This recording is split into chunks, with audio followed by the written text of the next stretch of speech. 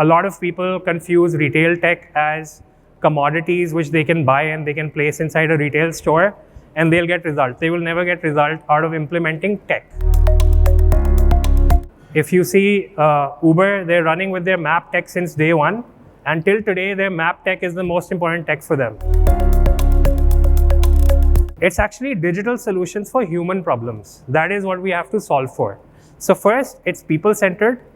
You have to solve for their problems, and it has to be via a scalable system. Instead of saying, how do I present my brand or product better? Your language has to be, what does the customer want to see and learn about my product or my brand?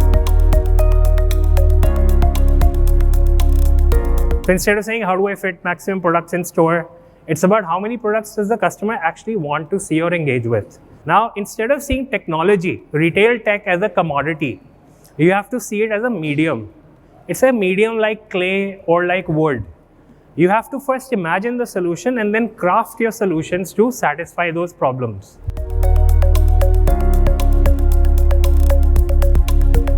Earlier, Asian Paints was product-centric, and then they transformed into customer expectation centricity.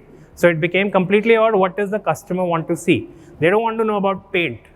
They want to know about finishes, wall decor. Just this small change in language from paint to wall decor completely transformed the company, even the thinking of the people internally within the company. The role of a good brand is to actually inspire its consumer and uplift them in that segment. Now in engagement, we use something called an NUI, a natural user interface. We do not want people to go into a store and interact with complicated tech. So we tap into the natural gestures of a human being and put sensors and actuators in them to tap into their natural user interface. So something like the flip book. A person would flip a book and learn about that shade applied on a wall.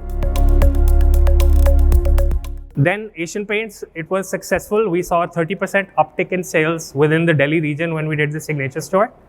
And since then, we've rolled out about 800 tier 1 outlets, scaled down version of the digital experience, 2000 tier 3 outlets, which is a further scaled down version of the signature experience. Retail is no longer about what happens in store. It's pre-retail, retail, and post-retail. And retail on itself is in-store, online, and at home.